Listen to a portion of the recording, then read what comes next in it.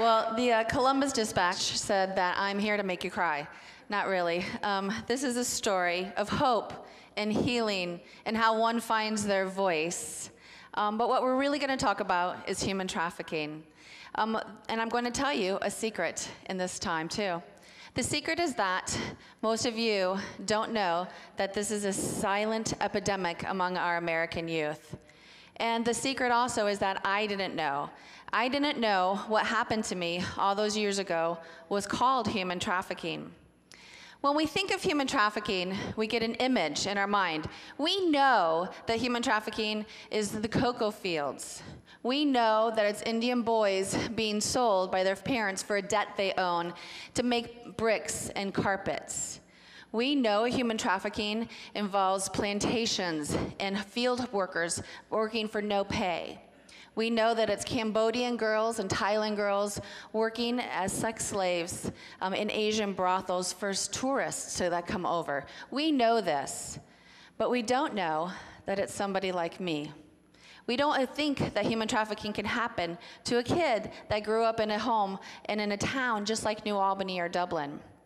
This is a picture of my first communion. I'm sure many of you have a picture similar to this. Do you remember doing your hair in rollers and sleeping in them?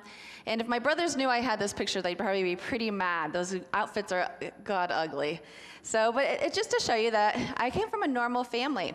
I had a mom and a dad. I wasn't beaten. I didn't do drugs.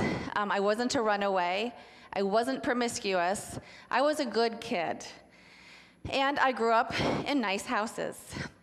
My dad was an engineer for General Electric, and he got promoted, and we moved every 2 years like clockwork. So I was always the new kid. I didn't have aunts and uncles and grandparents that were in town that I could talk to. I didn't have teachers and friends that would say, oh, you know, Teresa's acting a little different. So here I am, 15 years old, and we just moved to this little town called Birmingham, Michigan. And I thought it was an amazing town. And I eventually got a crush on this boy, and he was different.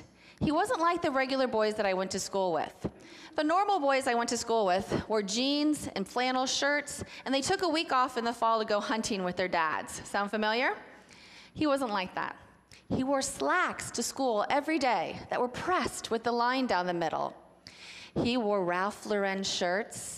He had gold chains, and he smelled really good. I wasn't used to this. Now, my friends noticed him spending a lot of time talking to me, always around when I turned. And they said, you know what, if you want to be friends with us, you won't talk to him.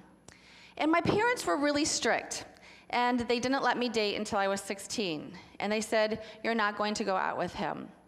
So one day, I was going home after school, stopped by my locker, and he's standing there right by my locker. And I thought, And he said, do you want to ride home from school? Now here I am, 15, I have a crush on him, and I'm not allowed to like him. What do you think I said? Heck yeah. I was like, all right, now this is not a date, right? Just so we clarify, this is not a date. He's just taking me home. So we go out to his car, and he has a brand new black Trans Am. Does anybody remember those? Great. So I'm all excited, and we get in this car, and we pull out the wrong way out of the parking lot. I live to the left, and he pulled out to the right. And I said, wait, I live this way. And he said, I know, but I just need to go home and grab something. Now, red flags went off on my head. My parents had had lots of talks with me. But then I thought, Theresa, you're being silly. You know him. You go to church with him. I thought everything would be okay. So we went to his house, and if you think my house looked big, it was a shack compared to his, and I was curious. And he said, do you want to come in? I just need to grab something. Now, more red flags went off, and I said all the right things. I said, no, my mom is waiting for me. I need to get home. But he turned to me, and he said 3 words. It only took 3 words. He said, I like you. That's all it took. I ignored all those red flags that day, and I thought everything would be okay, but it wasn't, because all those red flags were right. What he did is very common even today.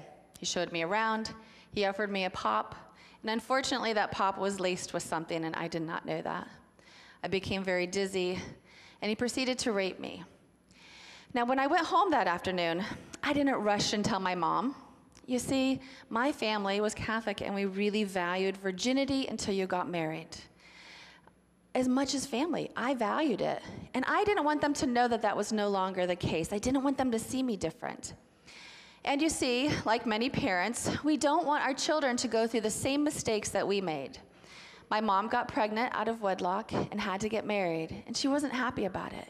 So she used this technique that some parents use, that tough love, and she said, Theresa, if you ever have sex, you're going to get pregnant and then you're out, to kind of scare me to be straight, right?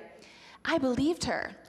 So here I am coming home thinking, wow, I just had sex, I'm gonna be kicked out. I disobeyed them, I went with him, and I don't want them to think of me different. So I didn't say anything. I thought I'll just handle this on my own. But it got worse, because a couple days later, he came to me and he had an envelope in his hands. And in that envelope were pictures. And he said, my cousins were there taking pictures, and they have a plan. And that plan is that you're going to earn these back or else. He said, we know where your dad works. We know where he lives. We're going to show them to your dad's boss, take them to his house. We're going to post them around school. Now, I was new there. I was trying to make friends. I figured my dad would get fired. And he said, we're going to show them to the priest at church, where I was really involved in. So to me, I thought I had no other options, no other alternatives, and I still had no idea what earned them back meant. What it meant was they would kill my brothers if I didn't do what I said. They would hurt my parents. They would call my room in the middle of the night and demand that I appear immediately for service. Now, I didn't put risque clothing on or do my hair or my makeup. I usually went in my pajamas, and I usually went barefoot so I could sneak out quietly. I would sneak out to another street in our subdivision where that Trans Am was waiting for me. And I didn't walk the streets and knock on car doors. I was taken to very beautiful upscale homes where they would usher me in these side doors, down the stairs, to these opulent areas where only men were allowed. There was always a bedroom, and I would be taken and locked away, sometimes tied up, sometimes tortured. And I was thinking the other day, wow, there was families upstairs, women and children. They must have heard my screams. This went on for 2 long years. I remember one night laying there, totally exhausted, just wanting to go home so I could get a few hours of sleep before I went to school the next day. And I remember laying there, and the door opened again. And I looked up, and it was my trafficker with an older gentleman. And he said something to me that nobody had ever said. He said, "What's your name?" Nobody ever asked me that. And I knew from experience I wasn't allowed to speak. I had done that one time. So I kept my eyes down, and I didn't look up. And he looked at the trafficker and said, "What's her name?" And the trafficker looked at him with disgust and said, "What does it matter? She has no name." Now to hear that, as a kid, as an adult, it breaks your soul. These guys were ruthless. But this man didn't know. He didn't know that I wasn't there by choice. He didn't know that I was only 16 years old. He had no idea. So how big of a problem is this? Well, we know that 80% of victims are women, and 50% are children. The University of Pennsylvania has found that 350,000 American youth are at risk of being sexually exploited. That's a lot of kids. The FBI and National Missing Children's Clearinghouse have said that 100,000 American kids are being sexually trafficked right this very minute. Can you believe that? And I sit on the Attorney General's commission here in Ohio to study human trafficking. And before we were able to pass the bill into law, they wanted to know how big of a problem was this in Ohio, in our communities right here. And the University of Toledo found that over 1,079 kids are being trafficked in Ohio, your kids, right this very minute. But how many is too many? How many Theresas are too many? Is one? I love this quote. It says, "I never met a juvenile in prostitution who didn't have a pimp." You see, in our country, human trafficking is different. It's not the plantations and the brick workers and the brothels. It's called teen prostitution here. It comes in a different form, and we don't know it. Because in our country, we think of prostitution as an option, something people choose to do. We don't know that the average woman has to have sex with 10 to 15 men a night, every night of the year. We don't know that she has a 40% higher chance of dying than any of you. Most likely, she will die of murder, drug overdose, or suicide because it's so hard to take. She will become involved in the legal system, the medical system, the social service system, and without a doubt, she will lose her voice. I get the opportunity to work for an amazing organization called Grace Haven. This is a home that we are building outside of Columbus that will house 10 kids under the age of 18 who've been victimized by human trafficking. Most of them can't go back home. They don't have good families. They've been runaways, and they have no other option. Our home will allow them to get their GED. It'll allow them to heal, to get therapy, to play, to be a kid again. Because most of these kids have had to do very adult things that most of you have never had to do. They have post-traumatic stress and Stockholm syndrome. It's like being in a cult. So it takes years and years to heal from something like this. And Grace Haven is going to do that. The other thing that I get to do with Grace Haven is I get to work with survivors, and I get to tell my story all over the place. So one night, I was speaking to a young lady who is 20 years old. She's from Ohio, and she was sold by her mom when she was 4 years old. She was having a very difficult time, not getting counseling, and I was taking bets that she wasn't going to make it through the weekend. I went to Detroit that day to do a talk, and it was the first time I had gone back to Detroit. I wasn't happy about it, and I was driving home afterwards, and something happened. I got lost. I started seeing signs for the names of the cities I had been taken to before, and I started to freak out. I remembered my worst night ever. I remember the night when I went out to meet that Trans Am, and it was a different driver. They kidnapped me, and they drove me very far away from home. They drugged me and beat me.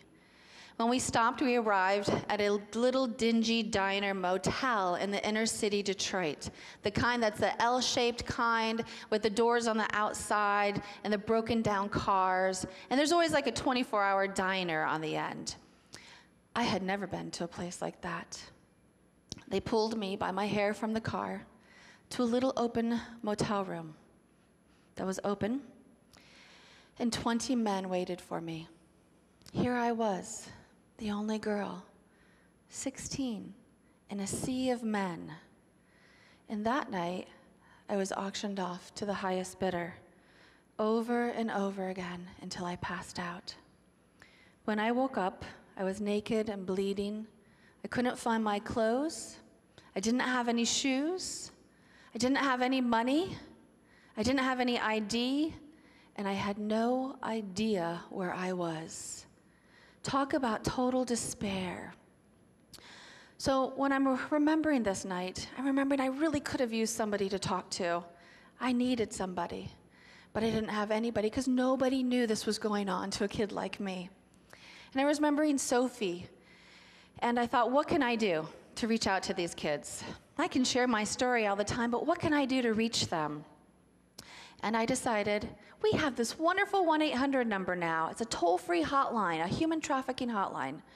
I'm going to get that to them in their darkest moment. And that darkest moment is in those motels. But they all go to the bathroom to clean up afterwards. And I thought, I'm going to put that 1-800 number on a tiny bar of soap for them to find, because they need someone to call. So at that moment, soap was created. And I thought, God, I really don't need another thing to do. I'm really busy. What should I call this? If I'm going to do this, what should I call it? And all the time I'm trying to drive out of Detroit. And I hear in my head, soap. I'm like, that's cute, God, that's cute. Well, what does SOAP stand for? And like this pops into my head, save our adolescents from prostitution. I thought, okay, this is it. I'm going to create this soap. And then I thought, well, what am I going to do with it? Where am I going to take it? And I decided to take it to cities where the huge demand, where people were coming into a city and the demand for sex for sale was high. So I took it to the Super Bowl. We started there. And I got volunteers from all over the country to come and label 10,000 bars of soap. And we gave it to the motels for free. And they took it. They took it and they said, we didn't know what to do. We see this all the time, and we didn't know what to do. At that time, I also met 2 young college students, and those guys said, Theresa, we really want to do this at one motel. The policemen tell us this is where the pimps are taking the girls. And I said, I don't know. And he said, please, we'll give it to them for the whole month. I'm like, okay.